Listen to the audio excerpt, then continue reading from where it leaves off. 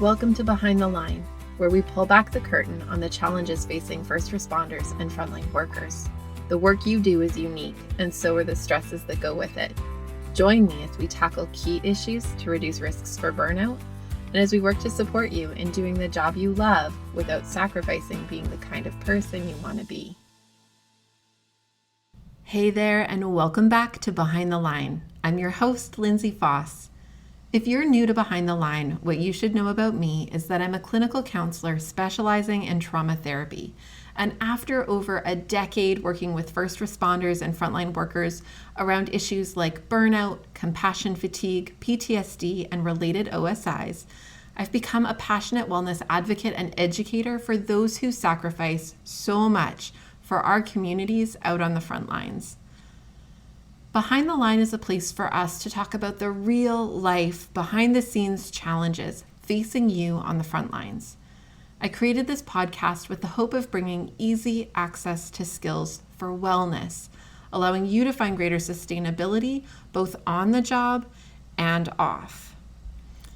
Today, we are wrapping up our Being Normal series. I hope you've enjoyed listening to it as much as I've enjoyed getting to record it with all of the amazing guests we've gotten to have on the show this past month.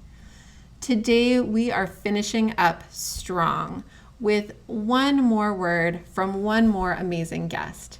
Today, I'm joined by T.C. Randall, an ex-ER nurse who worked in the Emerge for over a decade and went off on leave for PTSD. He is now returning to work, and you can listen into some of that journey as he shares about it today. He, while off, also became an author, and he wrote a book called The View from the Wrong Side of the Day. I will share it with you in the show notes. Please check it out.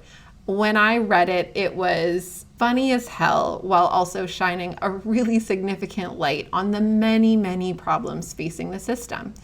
And it really speaks to his experience as an Emerge nurse for such a long period of time.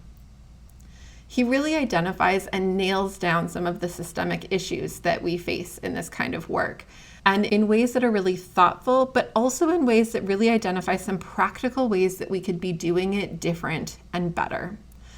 I loved that part of our conversation today really moved into that place, he and I as well, as we both try to figure out how to solve all the world's problems. Today, TC is joining me to talk about being normal in everyday life and bridging some of his experiences as a nurse who's been off on leave to identify some of the things that have been really hard in daily life, ways that those came about, and ways that we could, should, would protect them a little bit differently in an effort to have a bit more normal in our everyday living activities. So, without further ado, here's TC. Welcome, TC. It's so great to have you back on this show. I've been so grateful to have you on a couple of other times before and continue to be so grateful for your book. I've recommended it to a number of people now as just a really solid voice of what it feels like to be in the work. So thanks for coming back again. No problem. I enjoy being here. It's been so great to have you the couple of times we've had you, and I'm excited to chat today. I know we're talking about kind of the ways in which the job being not normal causes us to wrestle in some of our daily living. But before we jump into that, I would really just love if you could share a little bit about yourself, the work that you have done, the work that you are doing, and some of what led you into the work. I was an emergency room nurse for 14 years before I was diagnosed with post-traumatic stress. I've been off work on disability for 3 years now. And I'm just now getting back into the workforce. I did contact tracing from late last year until now. And then in the last week, I've just started a brand new position. So very exciting. With geriatrics specialty services. So it's exciting to hear this piece about kind of the transition out of work and then back into work. And I know that you're kind of feeling like that's been a really positive shift, and it feels like things are headed in a really good direction. Yeah. And that's cool. Yeah. I'm still trying to figure it all out, but yeah, heading in the right direction. Totally. Okay, well, given your experience as a frontline nurse in Emerge specifically, but like take from whatever parts of your experience Yeah. feel relevant, what do you see as common challenges for frontline workers that show up in their daily living activities? Like, what did you notice for yourself? What did you notice for those around you? Where do you see people get tripped up?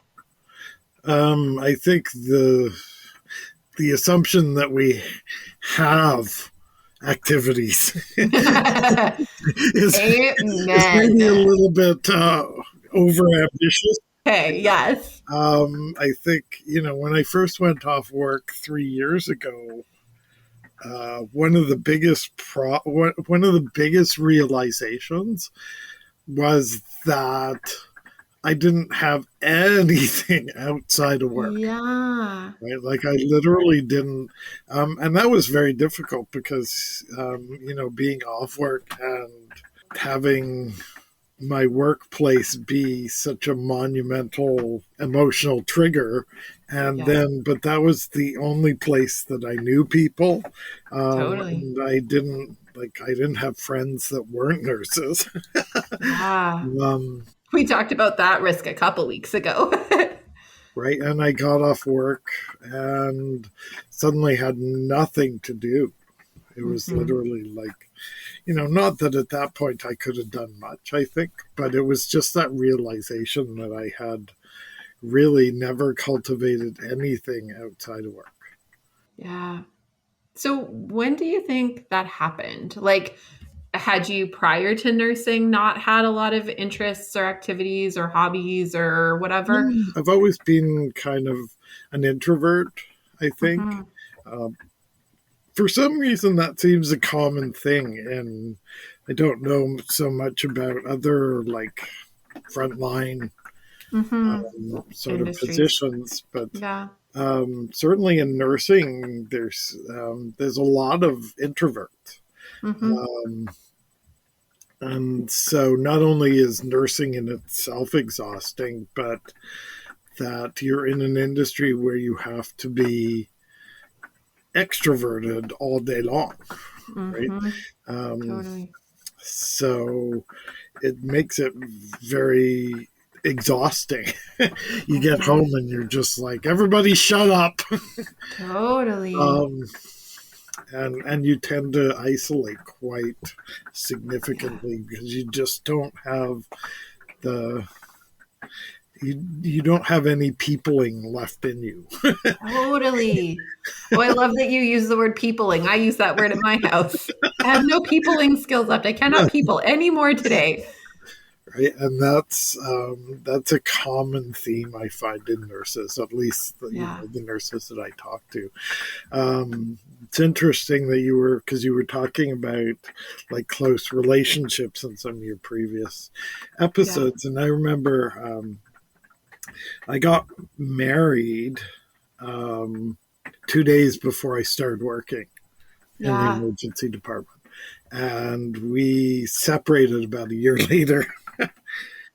And one of her biggest complaint was that I would come home and just completely shut down, Hmm. and there wasn't a whole lot of communication. And then I remember a few years later, she actually went into nursing. Hmm. And I think I talked about this in my book. There was one point where I can't remember what we were doing. We were at a bookstore or something like that. And we were talking about the nursing program. And she just looked at me and she goes, now I get it. Yeah. Totally. Totally. That's the thing, right? Is it's hard to know the depth of done or peopled out or So, exhaustion or I talk often with my husband at home about like my mental load. Like he goes like, how are you so tired? You've done nothing but sit all day. Like you're paid to literally sit in a chair. And I'm like, I know. And I get that I don't have the most physically demanding job. My pedometer is very sad, yeah. but the mental load of the work Yeah. that I do, the trying to track every nuanced expression to decide, are you going to go jump off a bridge later or not? Like it's a lot, and you're doing it hour after hour. And in positions like yours, there's just so much in terms of assessing and trying to determine the next best steps that it carries this level of exhaustion that's really hard to just bounce back and out of when it's time Yeah. to go home. Well, I don't think, I remember reading something recently about this. This guy had, and I guess he's a psychologist or something, and he was saying, like, why do we think our brains float on a tether that's like Mm-hmm. separate from us, from our physical Totally. selves, right? The brain is actually a huge caloric sort of machine, right? Like Yeah. it takes a Yes. whole lot of energy to maintain that Mm-hmm. mental alertness and that just trying to, all those emotions and everything else that Yeah. takes energy, same Mm-hmm. as running does. Um, Yep.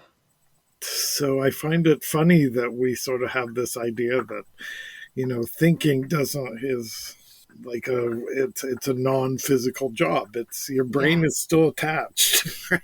Totally. It still Totally. requires the same stuff as your muscles and everything else do.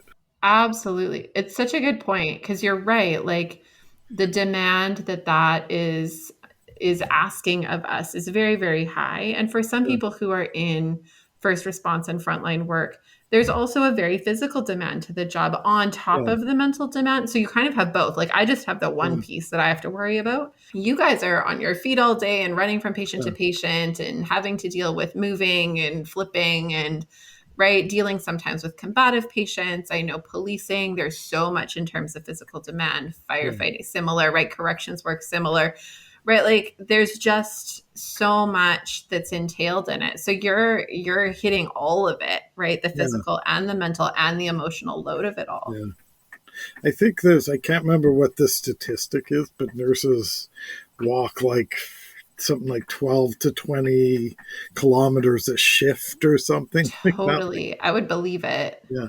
I remember once I had some trouble. I've got a torn meniscus in one of my knees. And Mm-hmm. it's not surgical or anything, but I was seeing my family doctor at the time, and he was, oh, well, the solution to that, you need to walk more. And I just looked at him like, do you know what I do? Yes. I don't think I could possibly do more than this. Yes, like, Oh my gosh. I'm walking a lot. Okay. Yeah. Like this is not my problem. Yeah. Oh my goodness, that's funny. So I love that you've named a couple of the pieces because they are the ones that stand out to me too in terms of daily living, right? Like the feeling peopled out Yeah. and struggling to sometimes be like willing or open to connecting any more with humans can feel exhausting to imagine. I also think the piece about like the mental exhaustion and just the energy draw that the work is, both mentally and physically and emotionally. I also think practically there's a lot of really significant things that I hear really commonly from first responders and frontline workers. One of the ones I hear a lot is just how hard it is to even have a hobby or an interest, in Yeah. part because of very practical things. Like when I work shift work, it's really hard to commit to curling that happens every Thursday Yeah. night at 8 p.m. because my shift set doesn't let me commit to that. Yeah. Right. So it's hard to like strategically, practically line up a life that lives outside of my job. Yeah. Yeah. It does become very difficult to plan anything. Yeah. Right? And then you've got if you're doing like a 4 on 4 off rotation, it sounds Mm-hmm. great until you Mm-hmm. realize that the first day or even two after you get off your last night shift is written off because Totally. you're trying to get back into some sort of like natural sleep rhythm. Yeah. Um, so you're feeling pretty out of it. Yeah. Um, so you basically still only have 2 days off, and they're not. Mm-hmm. It's not like Monday and Tuesday every week you get off, so you Yeah. can't make plans that way. Totally. Well, that's the challenge, right? Is like, and Yeah, if most of my non work friends work normal people jobs, it means that I actually don't really get to see them either because Yeah. they're working on the days that I will often have off. And even if they're not working, I'm probably filling half of those days with like doctor's appointments and haircuts Yeah. and dentist appointments and like all of the normal life things, right? It's tricky to find the balance. Yeah. And that in itself is physically exhausting too, because you're never Yeah. quite that toll of, night shifts and everything else. And your health is never 100% when you're doing that either. And I Mm-hmm. think too, we have to talk about just like the physical demands, because, first off, shift work is immensely hard on your body. Mm-hmm. And then there's all the physical demands of the job. Um, so you're walking, as we said, you're pushing, Yeah. you're pulling, you're lifting, you're tugging, all these things, and and you start to develop a lot of like pains in places you didn't have before you went into this work. Um, Totally. and so trying to find hobbies that are not, you know, playing it or not going to make things worse, or, Yeah. you get up and you're like, um, oh, I'd really like to take up, archery, but my back is just killing me today. Totally. So not only is it the mental stuff, but there's a real physical Yeah. barrier there as well, because you're constantly finding new aches and Yeah. new body parts that just aren't feeling 100%. For Um, sure. Yeah. No, I think you're nailing it. Those are very real um, limitations to what feels available to us yeah, when that's the reality. I also think there's like a flip side. So we know that over time, the impact of working in first response or frontline work gradually shifts a person's perspective, where the intensity of emergency response starts to feel more and more normal, quote yeah, unquote, and normal life can start to feel really boring or disconnected, uncomfortable, foreign, and so on. yeah. And I'm curious on kind of that flip side of things, how do you see some of those pieces play out in terms of being able to show up in normal ish ways in daily life? Um, I think there's some things that I did notice, and this goes all the way back to the start of my career, right? Like Yeah. it's just trying to be. I remember being in university, and um, there was a thing going around where people in our university were like, "Oh, those nursing students are snobs. Look at them. They're every day in the lunchroom, they're off on their own, and they don't talk to Yeah. anybody else." And I remember thinking to myself, why would anybody else want to eat lunch with us? Yeah. Like, like we're sitting there sandwich, and this guy had pus coming out of it, and we're still eating, right? Yes, And just totally. like, so there is that sort of disconnect Yeah. between us and other people, and Yes. certainly, even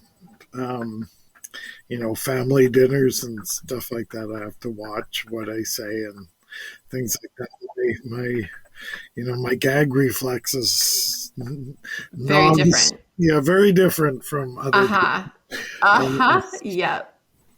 so I don't think at the time I thought the outside life was boring or anything like that, simply because it didn't even Mm. exist, right? It was Yeah. um, certainly Yeah. now I feel that more. Um, Interesting. yeah. Okay. So what does that look like now? Well, as I'm going back into the workforce, and as I'm feeling more managed, I Mm-hmm. guess, and stuff, um, there's a big part of me that's like, yeah, I wish I could, go back to that. Uh, Mm-hmm. so Mm-hmm. definitely, it does seem a little less. Um, there's certainly less adrenaline in my life now. Well, and isn't that just the word, right? Like there is less adrenaline. And the challenge with adrenaline is it's equal parts awful and totally addictive. Yeah. Like we can know that it's not awesome for us that we're living in this really intense, stressful state all the time. And we can feel like, man, it'd be so nice to just be a normal person. And yet to come down to normal can feel really uncomfortable. It's, I think, among the reasons most identified for why addictions rates are quite a bit higher for first responders and frontline Yeah. workers than for the average population is because it's kind of the only way, or a way, I guess, a very specific way of trying to numb how uncomfortable it feels to go from the adrenaline to the crash Yeah. after. Yeah, definitely. And there's an almost sort of bipolar Totally. component to it where it's like, to go back to what we were saying earlier about that, leaving work and having Yeah. that sort of crash of where, I don't want to talk to anybody, I don't want to deal with anybody. And Yeah. you live life in this very sort of dichotomous Mhm. relationship where you're either all on or all off. Well, and that's interesting because that was actually the piece in my head. Just again, kind of more practically, I think one of the things I hear from a lot of people who are working on the front lines is that even at home, that dichotomy shows up in really funny ways. Like I'll come home and I'll look at my house and say, fuck it. And I'm just not touching anything. I'm not doing the dishes for like a week Yeah, because I just don't care. But then I'll have a night where I can't sleep and I'll stay up frantically cleaning every inch of my house and almost in like a compulsive, yeah, like super not in control of myself kind of a way.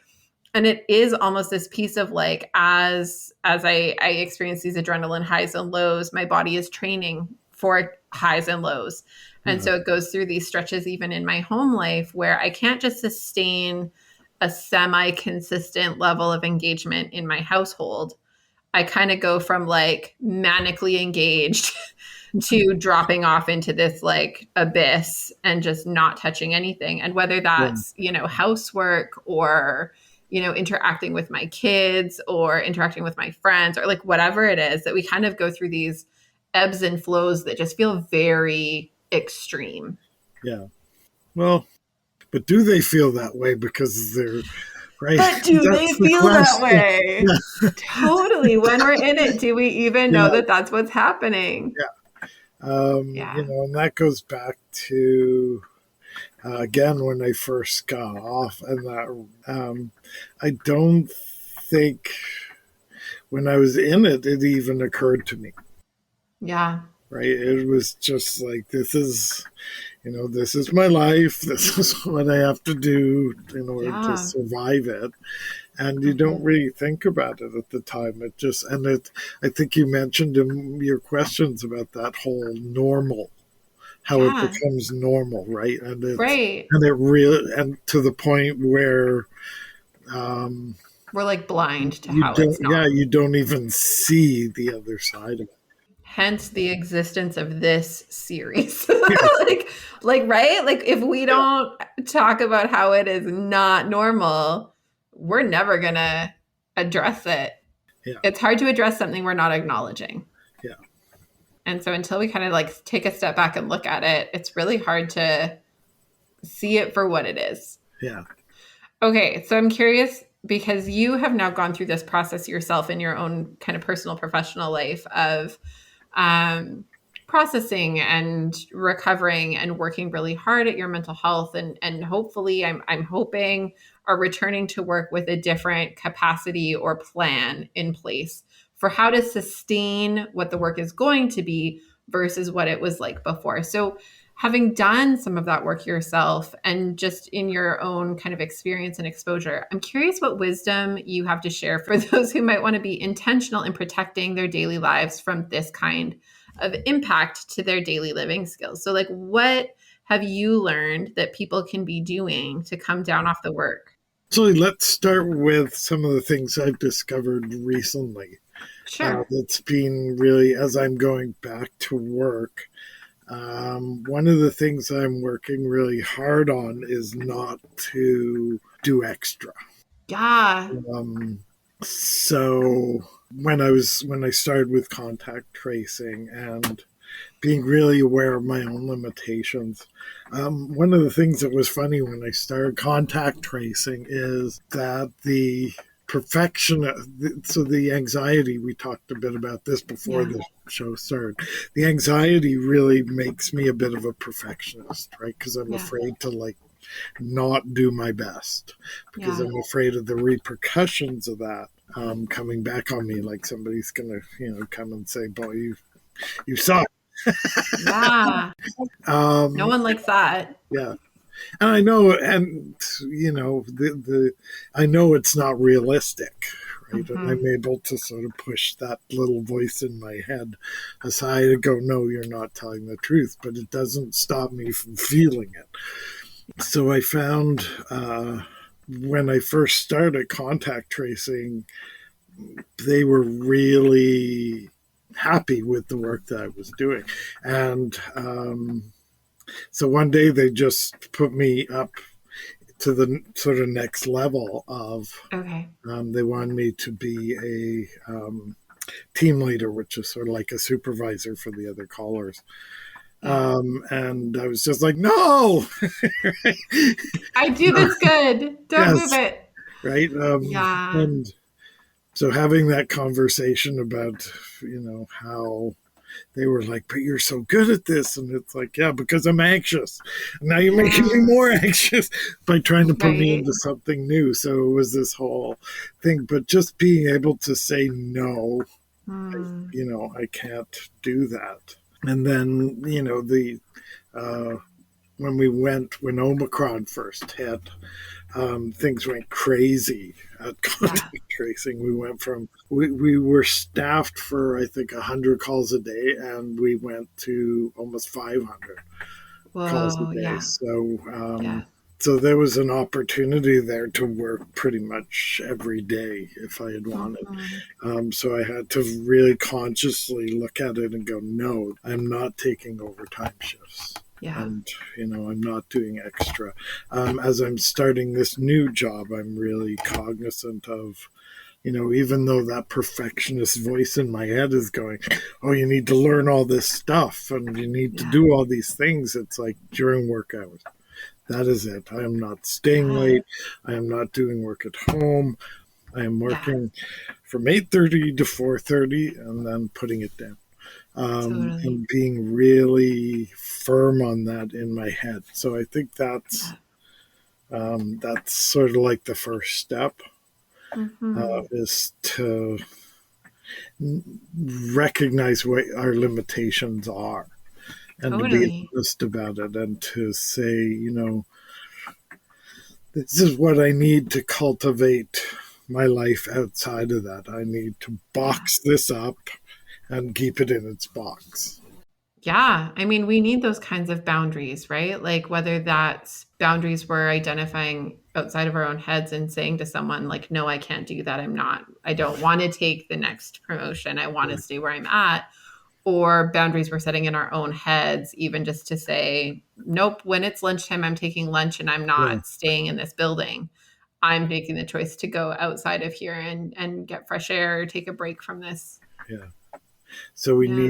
we need to make sure we have those limitations. Yeah. Um, before I started in this job, there was a whole process of going through like the duty to accommodate and stuff like that. Right. And we all sat down and we were very clear about what I'm going to do and what I'm not going to do, and just Hmm. making sure I have time for, um, even simple things like I've got a therapist who's supporting me through the Yeah. process of going back to work, right? And Yeah. not having to take time off from work Yeah. and having it be a big problem to attend these appointments because it's like, I'm Totally. not going to last here unless I do this. So Yeah. let's make sure these limitations are in place and set in stone, right? Um, Yeah. it's built right in there that they can't move me to other locations and other Right. positions without my express approval. So Right. Yeah. That's awesome. Well, and it's so nice when, I mean, it's nice. It's a trade off. Nice is exaggerated. It is unique when we have a situation like yours where it's kind of that like all parties, all stakeholders sit down together and we are actively working to support you, right? That we're actively putting the limitations and restrictions on the table. We're actively participating in naming what that might need and exploring the process of how we're going to do that with you well, right? The challenge for those who don't go off work and have that experience of doing a GRTW kind of plan, or who have done a GRTW and it was not done well, because Lord knows those happen a lot, is that we have to kind of establish our own sense of boundaries. We Yeah. have to name what our own needs and limitations are. We have to self advocate for some of those, whether that's in our own heads or with others in our workplaces. And so there's, it's a lot to ask of ourselves, and yet it is super important. And it's also tricky because it's an evolving thing, right? So like the boundaries I might need to set related to my work at a stage where I'm new in it versus when I'm starting a family potentially versus when I'm later in my career, like those could look quite different because of the extra factors that are happening at that time that shape my world differently. Well, not only that, but I think there's a huge pressure on people in our industry, especially with, since COVID has hit, to sort of be there, Oh my gosh, yeah. be working 100% of the time. Yeah. You slackers, you want a day off? It's so unreasonable. Right, and it's not even necessarily spoken. It's, you take a day off and your coworkers are having an awful day because they're, like they're short like 4 people, and you're getting texts every 5 minutes from staffing going, please come in. Right. We'll pay you so much. Yes. Yeah. Which I always found this funny because, if I'm getting text saying, please come in, we're desperate, that is not something that's likely to induce me to go in, because it's Right. like I already know they're having an awful day. So why would I be motivated to be a part Why of would that? I subject myself to this? Yeah. If you're Yeah. that desperate, I already know that they're 4 short. So Yeah. me coming in, they're going to be 3 short, which is still Still hard. ludicrous. So Yeah, totally. Okay, so I love the boundaries piece. That's a great one. What else do you think is a significant factor in protecting our daily lives and trying to find a bit more normal? There's a whole bunch, I think, but they're just as hard, I think. Forcing yourself to sort of find those outside interests is very important, right? Finding one thing that you can do. So have you found any? Well, I found a couple. Ooh. The first thing I did was when I finally got my money from WorkSafe. It came, it took them almost 3 months. So it was a pretty hefty sum when it did arrive. So I got a kayak. Nice. And because I was in Costco one day, and I'm just shopping, and then I saw they had these kayaks there, and I'm like, I've always wanted to try that. Yes. So I got myself a kayak, and just floated around local lakes and stuff. Cool. So yeah, things like that. And then I wrote the book and discovered that writing is something that I enjoy. So so just like finding anything outside, going to the gym, or like whatever it is that takes you out of that headspace. I think there's a few things you're kind of identifying in it, and one is this piece about being intentional about just doing something. And it almost doesn't even matter what the thing is, just almost anything will count. But it's really the effort at doing, as opposed to just like waiting for something to fall into our laps or hoping that it just is okay. It won't be okay if we don't do something to make it be okay. It has to be intentional, right? Like Yeah, it has it to be has to intentional. be intentional. Because if you're, it's like the whole exercising when you're depressed kind of Mm-hmm. dichotomy is that if you're waiting for the energy to exercise, Totally. um, you're going to be waiting a long time. You have to go out and exercise, and that'll give you the energy to sort of continue, Yeah. right? There's a guy named James Clear who wrote a book called Atomic Habits, Yeah, and it's entirely about habit formation and the success of routines and things like that. And he talks about how we've got motivation all wrong, that we believe mistakenly that motivation is something that comes and then we do the thing. yeah, And he talks about how, in actual fact, if you look at any people who are successful at anything, they will be the first to tell you that motivation is an inverse relationship. You do the damn thing, and that motivates you to keep doing the damn thing. yeah, And he talks about how the fact that this continues to be a myth that exists in the world really just continues to sink people because we're waiting to just have this day where motivation and inspiration strike. And if we're waiting for that day, we are going to drown waiting for that day. yeah. And Yeah, especially when you're coming from this sort of all-encompassing work life, totally. right? Like Yeah. it just makes it that much less likely that that sudden burst of energy is going to come rolling in through the door like you've won the lottery or something, right?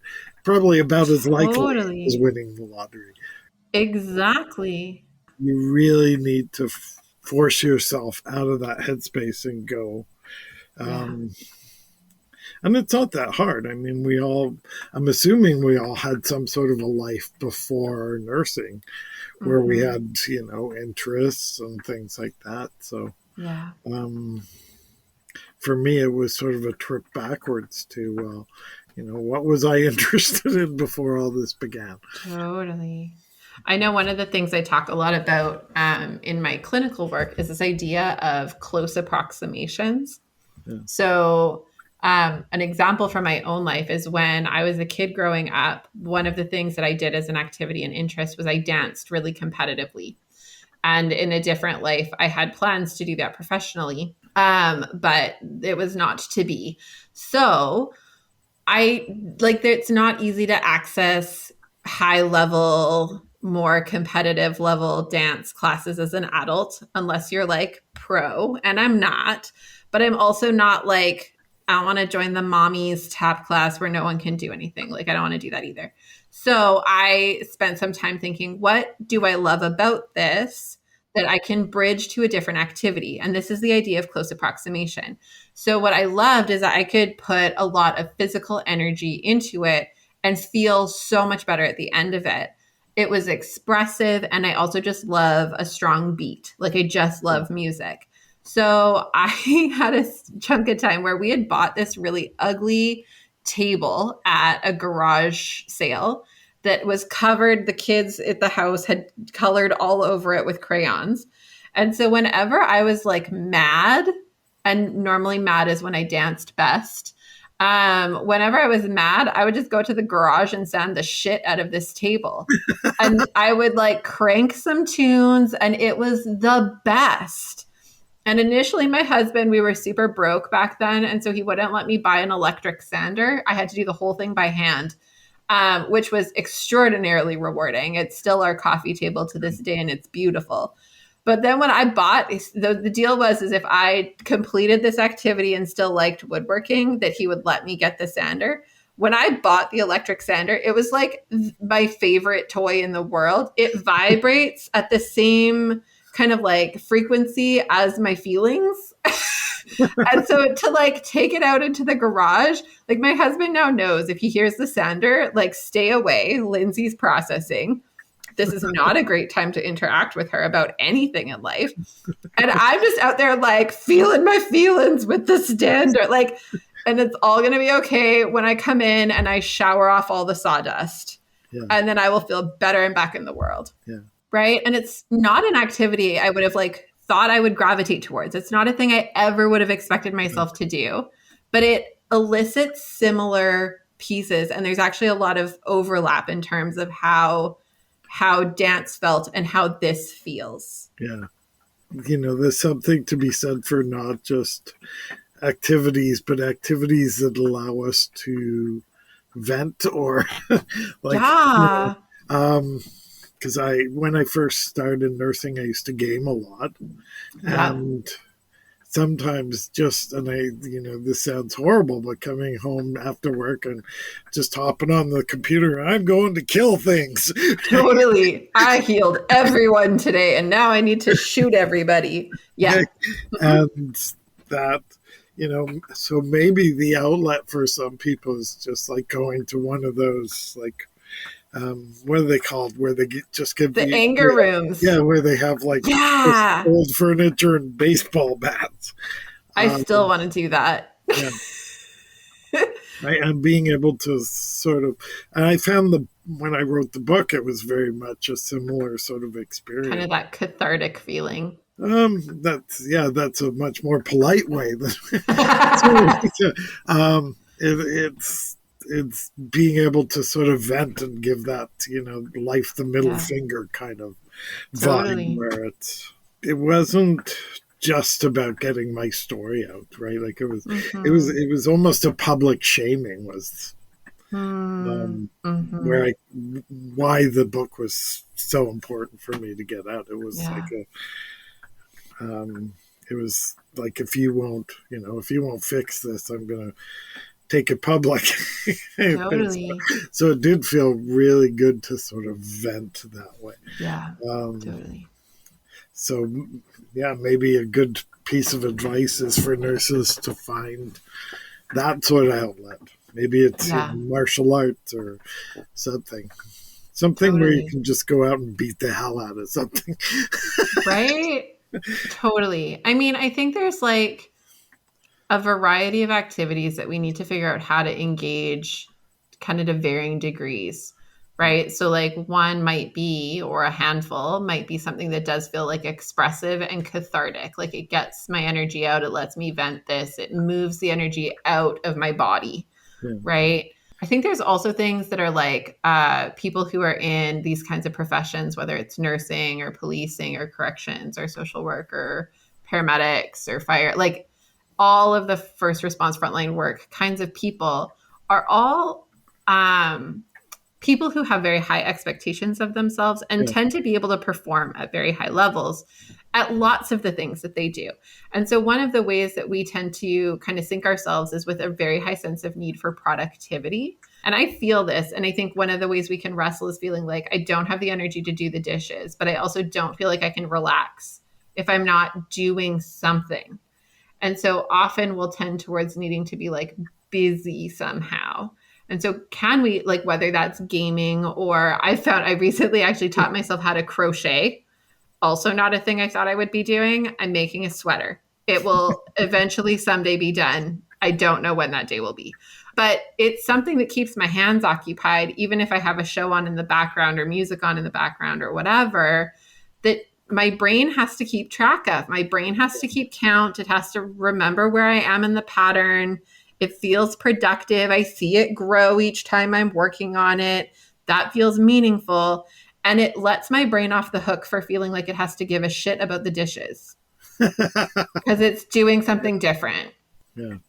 I also think there's in our professions, there's one of the most exhausting things is there's this forced positivity Oh, thing that yes. we have to do, right? Oh, Because name we're it. dealing with like people who are, oftentimes having the worst day of their lives. Yes. On Um, repeat. and, like I remember having a student and we had a patient who was in the process of dying and she started to break down and I said, okay, take a few minutes, collect yourself, but then we need to go back in there, Yeah. right? And you can't be doing this in there. Yeah. In there, we are, Yeah. we are there for the family. We're there, and we have to put I wouldn't say positive spin, we have to be Right. the We have to be center, steady. right? We have to be the center. We have to be steady. Yeah. We can't, um, if you're dealing with a therapy client, you can't be like, well, that's stupid. Right? Yep. You need to be that supportive center Hmm. that they can sort of cling on to, Totally. and that takes a toll. So maybe there's something to be said too for being able to let out that sort of negative part Yeah. of what's sort of going on in our heads, and Hmm. yeah, Yeah. we're not we're certainly not all positive. Well, I mean, right? Like we're human. I Yeah, think the hard part is, and we were talking about this the last several weeks around relationships that we have, is that it tends then that we gravitate towards others who are in the work because they feel this shared sense of, yeah, I get that. I get what you had to kind of like stuff in order to put on the face for the family in that room. And I get that there's stuff you're coming out of there with. And yet at the same time, gravitating towards those people tends to mean that we only hear those stories because equally they're sharing theirs with us. So we can kind of yeah, like traumatize each other vicariously. It also means that we tend to kind of stew in the negative, right? On the flip yeah, side of it, where so much of it becomes about the venting or taking the space for that, that we lose track of people who have a different experience of reality, yeah, right? So we'll gravitate so strongly to those relationships that we'll fail to form or we'll lose track of the relationships where we don't feel that sense of being gotten. And as we do that and we lose those normal people relationships, we also lose our access point to a mirror that says that there's a life out there that isn't just this. yeah. And I think too, there's you start to develop trust issues too, right? Because Yeah. it's like what they call that cop mentality, where it's like all you see is awful, so that Yeah. becomes your world, right? Yeah. This is Um, now normal. yeah, Hmm. everybody's awful. Everybody's like doing things to each other and hurting each other, Yeah. and right, it becomes very easy to sink into that place where it's like I don't trust anybody who I don't work with Yeah. because they're awful people.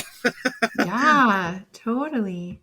Or like humanity at large, right? Yeah, Which is, I think, the risk of things like burnout and compassion fatigue and PTSD and things like that is that it generalizes, right? So it'll start that I'm like, tired of or traumatized by this like one thing, right? yeah, It's that one event or this one experience. I know it isn't, but like, let's imagine. And if it were just that one thing, it would be okay. But it like grows and it starts to yeah, generalize itself out further and further and further. So now it's not just that I see death at the hospital, it's that I see, I went to Superstore and a guy had a heart attack. So now it's there. And now that means it's everywhere. And then it's like, then there's the news. And then and it just gets so big that yeah, it feels like there is no other reality than this one. yeah. And so maybe so for the third sort of thing of like Hmm. things that we can cultivate. Yeah. I think really working to cultivate that sense of empathy within the Yeah. jobs that we do really sort of provides a cushion for our psyche, Hmm. keeps Yeah. and keeps us connected. I Totally. know it's something that we all struggle with. Yeah. It's very easy to get, compassion fatigue and that sort of like distancing ourselves from the patients where it's like, oh God, it's them again. Or uh, Totally. I remember saying to one of my fellow nurses was talking about a patient who came in Hmm. frequently and was just like, why? Um, and I said something about when we see a child who's abused or and we're like, oh Hmm. my God, like I could just see where this kid's life's going and it's so Yeah. horrible, and then when they do grow up and that is Mm-hmm. their future. It's like, what's wrong with that guy?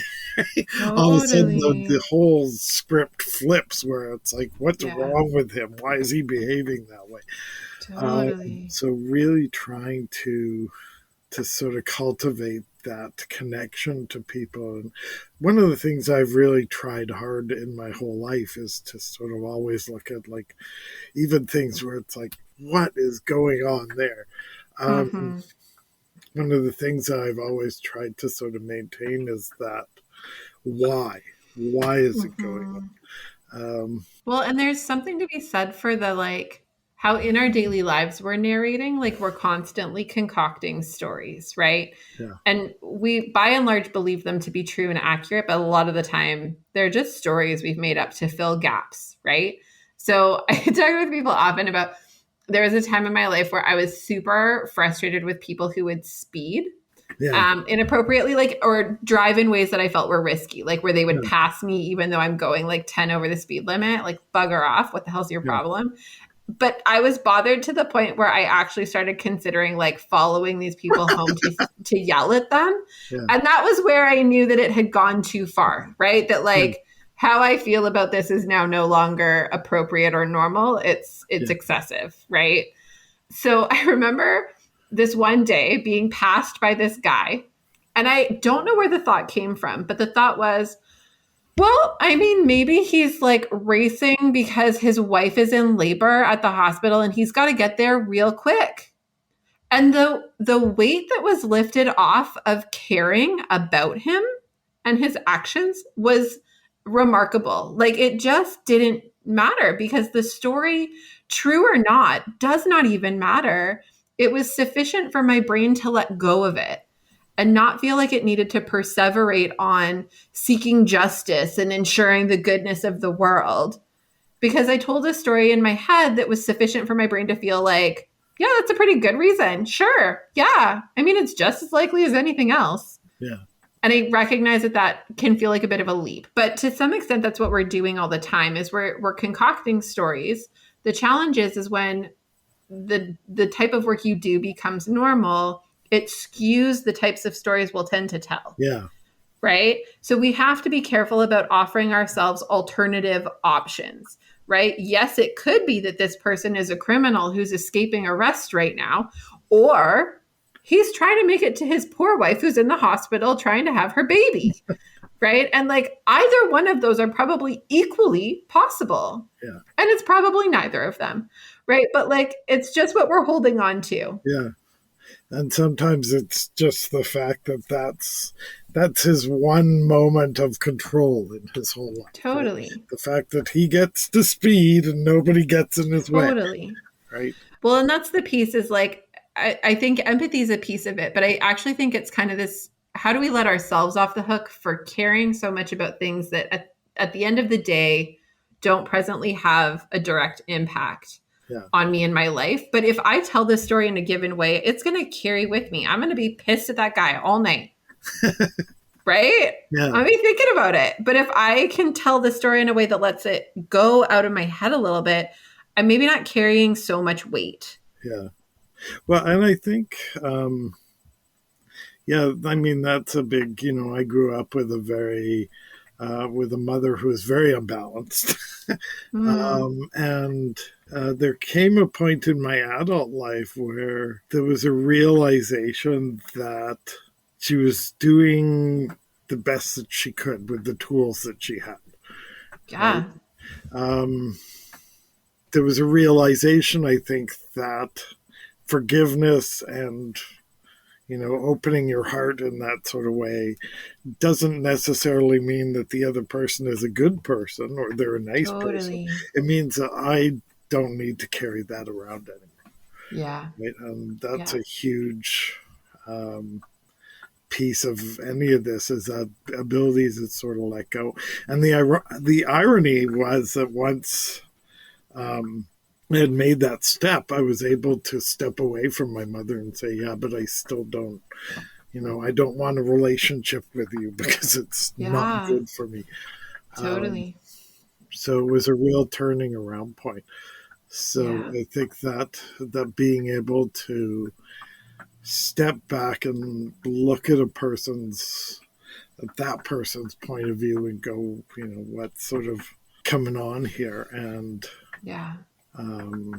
And being able to step out of it and look at the other person as a person.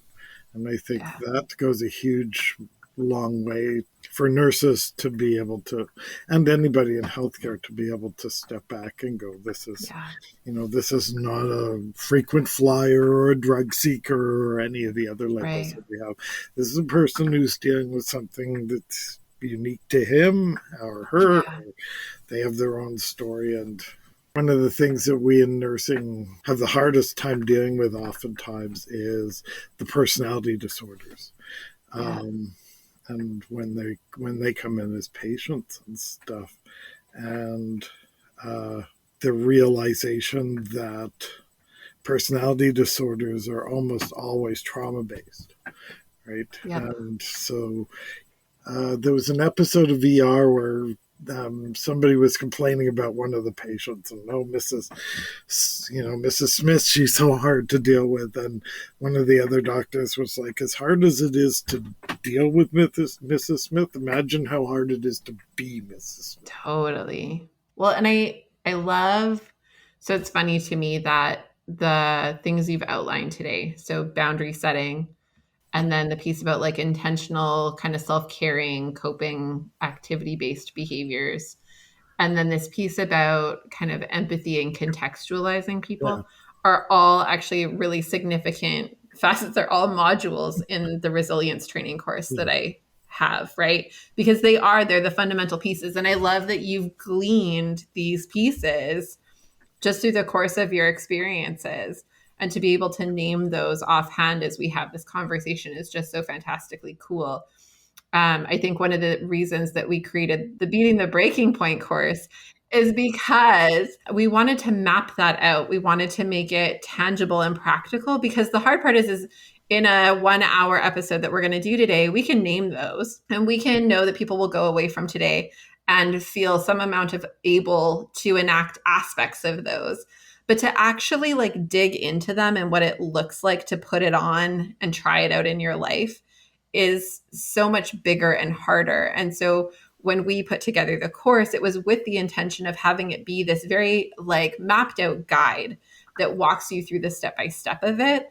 Because otherwise we kind of do feel like we're shooting in the dark, kind of going like, I know I have to set some boundaries here, but what the hell does that look like? And how do I do that? And what do I need boundaries around anyways? And how do I identify that? And right, like I know I need to do some activities to help myself cope, but curling's on Thursdays and I'm not like, we feel so stressed by the limitations that we experience that we can have a hard time seeing outside of that. So I love that you've developed some tools in that yourself and mapped that into your own life. And I hope as you return to work and experience this next stage of adventure that you find ways to continue holding those and tying them in, bridging them into the life that you're building now.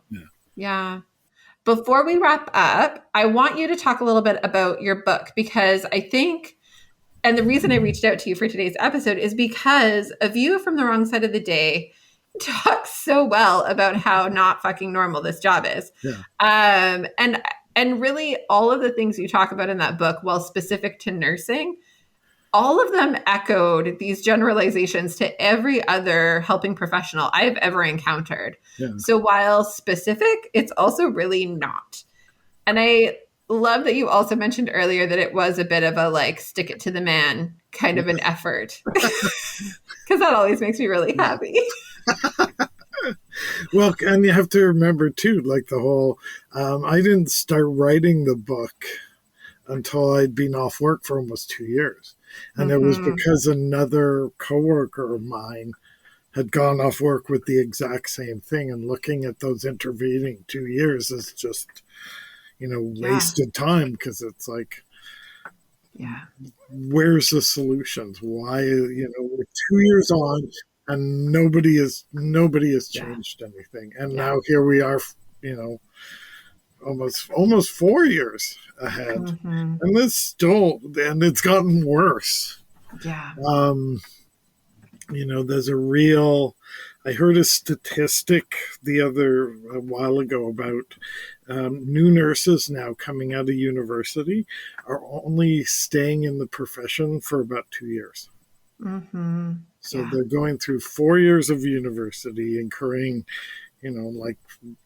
thousands of dollars in debt, and they're coming out 2 years in, they're going, no, this isn't for me. Mm-hmm. Yeah. Um, and COVID is certainly, but I don't think COVID really was like, it wasn't a catastrophe. It was a preventable, Mm-hmm. if we'd have taken some of these lessons that we've learned and Yeah. applied them. I mean, COVID was just a really fantastically large spotlight, Yes. right? That, Yeah. like, in and of itself, yes, very hard. No one would minimize that COVID's been really hard. But had there not been so many cracks already Yeah. existing within the systems, it likely would not have been as significantly Or might destructive. not have been destructive at all. Right? Yeah. If we'd have had contingencies in place, Yeah. those could have been drawn upon quite easily. Mm-hmm. Um, and I see us going forward without necessarily learning those lessons. So Yeah. yes, so read my book. That's the summary. If you want to feel Yes. totally normal and being not normal, read the book and it'll feel like a day at home. It'll feel like all the familiar things. Well, I think because, one of the things I tried really hard to do in the book was look at these solutions and look at how we can Yeah. sort of look at the system and go, no, Yeah. this I know is you make some fallacy. solid recommendations. You could not make I could not make up a system like this if I was like, if I Yeah. just finished off my second bottle of tequila, right? Right. Like, Right. I could still do better than this. still make a better system than this. Yeah. It's designed to fail. Yeah. And so, yeah, I really wanted something positive to come out of this. Yeah. And this is how we prevent it. This is how we make it so that this doesn't just happen over and over and over again. Well, it's like solid in theory. Yeah. The hard part is our capacity to control the systems to make it happen. And I think that's where I end up falling back to why things like this podcast and the Beating the Breaking Point course and some of the other things that we're working on, why they feel like they matter to me. Because at the end of the day, the people I see can't control any of those systems. Yeah. They don't have the ability to do that, right? And what they do have control over is how much they let that system infiltrate every facet of their lives and who they are, and how much they permit the systems to rob them and their families of joy. And right, like, and how insipid that process is. Right? Yes. Like, you don't even, it is literally, and I again use this analogy in the book about the frog and the pot of boiling water, right? Totally. And if you turn up the heat gradually, the frog just sits there. And I think we're all the frog. Totally. we get into these positions, and then we just sit there in the boiling water and go, well, this is normal. This is well, and not only that, but like we gleefully hop into that pot, right? Like that's the really interesting thing. And I think that's part of why it's so hard to hop out, even when we recognize, hey, I'm fucking boiling to death, right? Like we can recognize it at some point and still feel trapped in it, because when I got in so enthusiastically. It was out of noble intentions of making a difference and helping, and these pieces that are real and true and awesome. But the system, again, it's designed to fail. You're right. It's built with so many cracks already in it that it is almost impossible to make it all the way through. It's like a really shitty obstacle course. It's intended to collapse on you. Right. And so it is this very tricky thing to navigate. And if we don't have our eyes open about that when we walk in the door, and we're kind of in this glossy honeymoon phase of, I'm going to save the world and help everybody. Right? Like we run a lot of risk in that. Well, I think it's, one of the I just suddenly thought of this analogy Yeah. that I came up with a while ago, and it was meant as a joke, but I see now how, like, because I was thinking about the beginning, like, of the first Indiana Jones movie, right? Like, Yeah. Yeah. where Okay. he goes into that hidden temple, and he's trying to get the Yep. golden idol, and there's all Yeah. And these he has to put the traps sand along the on. way. And I thought about, like, what happened, like, there must be, this idol must belong to like a tribe or something like that, and they Mm-hmm. must need access to it every once in a while. Mm. They didn't they put in this cave to protect it, but surely they need to go in there every once in a while and get it. Yeah. And how does that work? Like, oh, we Yeah. lost another 3 priests yesterday trying to get the idol. Or like, Totally. and so I was making a joke about, because it was right around Christmas time, and I was like, it would be like me sending, somebody, oh, go down to the basement and get the Christmas decorations. Only watch out for the swinging axe at the bottom of the Right. stairs. Yes. But Yeah. and when you were talking earlier, About the really shitty obstacle course. yeah, like it really brought. So we're intent on getting this golden idol that is Yeah. our career, Yeah. and we're, in the meantime there's like spikes coming up out of the floor, and Right. it's stuff that really doesn't need to be there. Yeah. Well, and you're right. Like it doesn't need to be there. But then if it is there, how do we safeguard ourselves to the best of our ability, recognizing that it's there? Yeah, Right. Like, and I think that's the hard part is I agree with you. Systemic change needs to happen. yeah, And I think my hope, if I'm totally honest, is that if we can do enough work with people who have the capacity to eventually be in those positions of power down the road, yeah. maybe we can influence that someday. But I don't know that it changes on a dime anytime soon, just Oh because, no, and I think right? um, I think first off there has to be that intent again, Yeah. like, and it has to be. Um, we have to be in a place where we can do that work, right? Yeah. You can't. I'm not sure the system can be changed from within, because once you get from within, you're just beaten down on such a regular basis that how do you? Yeah. So unless we're intentionally taking some of these strategies and Yeah. saying, I need something outside of this work, Yeah. and coming from a place where we're starting to feel whole again, Yep. um, we're not going to have the energy to alter the system. Yeah. It's just not going to get done because we're going to be like, hey, Yeah. yeah, I could Yeah. do something about this, but I'm too tired. Well, and I think like not just I'm too tired, but also like I'm ill equipped, right? Like part of the problem is that the people who stay in the system are the people who, to some extent, have been willing to reduce or lose their humanity to the work to some extent, like to be so kind of cut off from that empathy we were talking about earlier and the willingness to have boundaries and be intentional. And so part of it is that they actually just don't access some of the problems the same way Yeah, because they don't feel it the same way. But that comes with a sacrifice. They're also often the ones who have faced multiple divorces or whose kids don't yeah, particularly like them or struggle with addictions, because you can't turn that off without sacrificing something, yeah, right? On the flip side, keeping your humanity intact allows us to be informed by those experiences and guide a process that if we can do our own work, we can then carry into a systemic level of work, which would be cool. You're right that it's really tricky unless you have a group of those people who are all equipped with skills and an understanding of like what we're here for and what the goals are and what we need to be doing about this, right? Like if we're not on the same page and we're coming in with very different capacity or equipping to begin with, it sets us off in the wrong direction right off the hop. But if yeah, we can, like, I think that's my like my mission in my head. It's super unreasonable, but it is anyways. Is like if we can cultivate a generation of helpers who are informed in how to help themselves, they might be able to gather and help the system differently. But until we learn how to do this for ourselves, I don't know that we will know how to apply that on a scale that is so much bigger and broader. Yeah.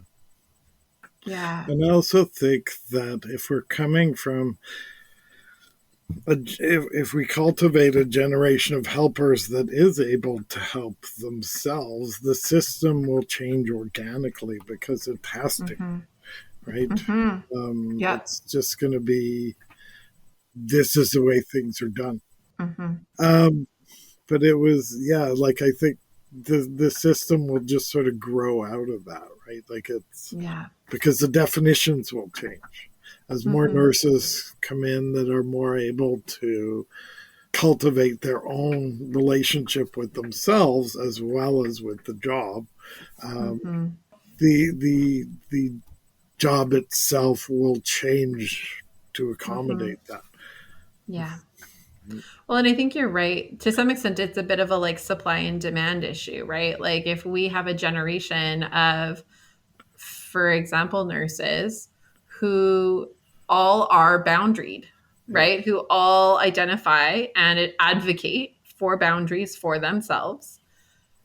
The employer, even if it remains broken and unhealthy, at some point has to adapt to that yeah, because right now we have so many people who aren't boundaried that it's really easy to just say, oh, you greasy wheel, you get out of here, we don't need you that badly, because we've got a whole bunch of other people we can replace you with, yeah, who won't be sticky about these things and won't make noise and won't complain and will just be really grateful for a job.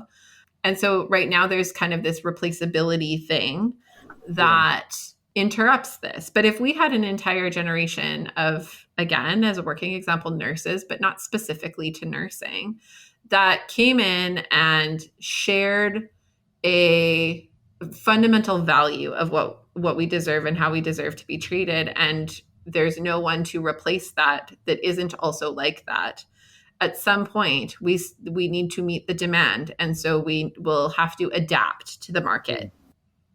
And I think, one of the things that, even amongst all this awful stuff that's happening right now, Yeah. one of the things that always sort of gives me hope is when I look at, millennials catch a lot of flack, Yeah. but I see the value systems that they're coming in with now. Mm-hmm. And I think the world is going to change very much. Like, uh, Yeah. people are like, oh, they're, millennials are lazy. No, they just have a really healthy appreciation for work life balance, right? Yeah. It's Totally. so I think nurses are coming in and going, no, I'm not going to do this Yeah. kind of work. I'm going to, this is what I want, and you can either Yeah. accommodate me or I'm going to find a way to make it, like I'll just go casual or I'll work when I Yeah. want, kind of Well, thing. and can you imagine if those people eventually made it into positions of leadership Yeah. where they could lead from a place that's informed from that position? And I see that, across the board, there's going to be huge changes, and I think how any industry is run, because I Yeah. think there's going to be a lot less. Um, Work is your life. You will work until the day you die, right? That Hmm. mentality is sort of falling by the wayside, I think, right now. And Well, and that mentality, I often talk with clients about like historical context of some of these pieces that feel culturally normative. yeah, And so much of that is a generation informed by Depression era, yeah, right? And so, like, it made sense for the timing that it made sense within. And yet, our world continues to evolve and adapt and change, and we have to evolve and adapt and change with it. And yeah, just because it's normal doesn't make it healthy, yeah, right? So, just because that work life balance piece from a Depression era informed place was normal yeah, doesn't mean that it was good for anybody. yeah. Yeah. So I really see.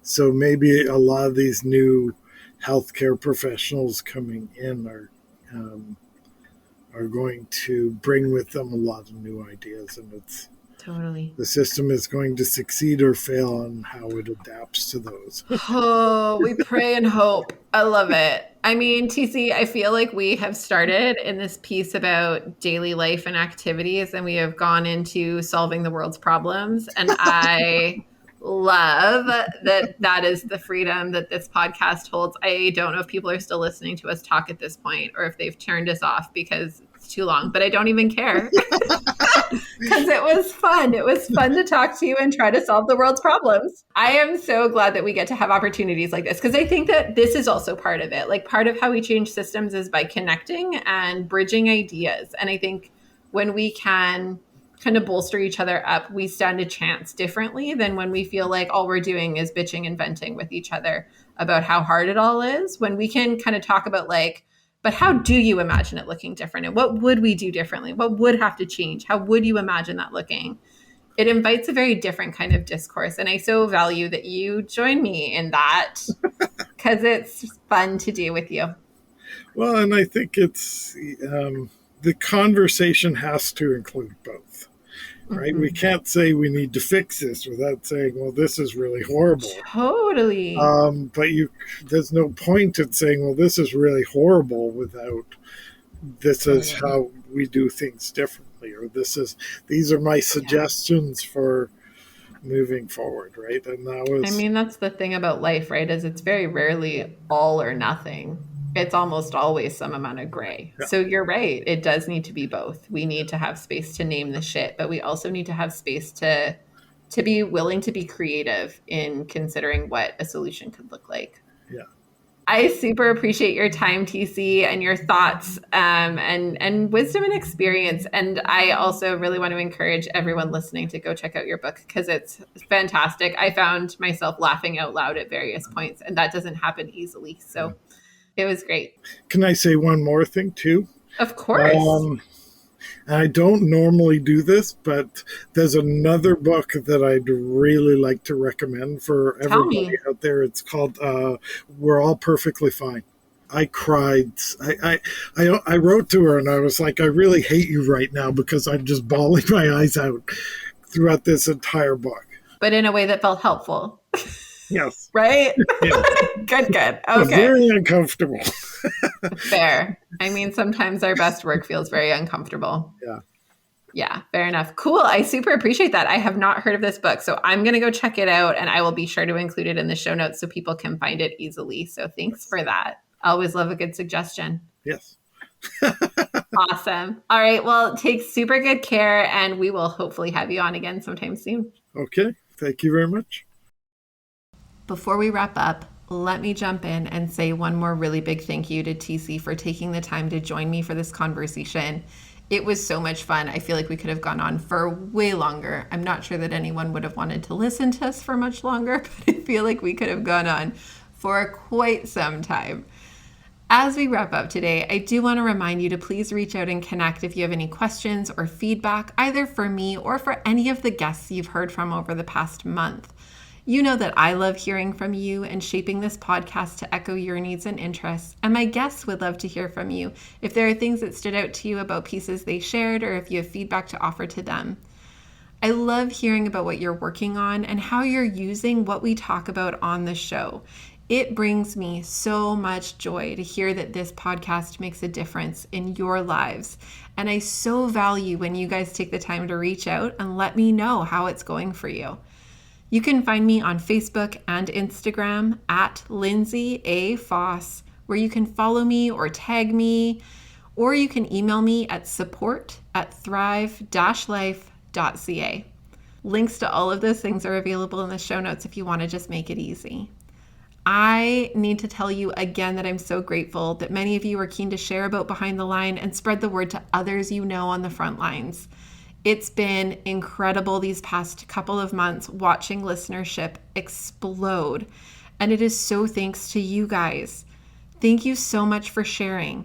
Know that we can be found on our website, on most major podcast platforms, as well as on YouTube. Click subscribe to get alerts about our latest episodes, or subscribe to our email list to hear from me about all the exciting things we have going on and coming up. You'll find all the details you need in the show notes, along with links to our free Beating the Breaking Point Indicators Checklist and Triage Guide, which is a fantastic tool to help facilitate self-assessing burnout and related concerns. We make all of these different tools and resources available to you because the work you do matters so much to our communities, But more than that, you matter. You as a person and you as the person you are to your family matters. And we want to make sure that you have what you need to keep up the good work at work, but also in your very real and meaningful life outside of the work. So use it and share it. And until next time, stay safe.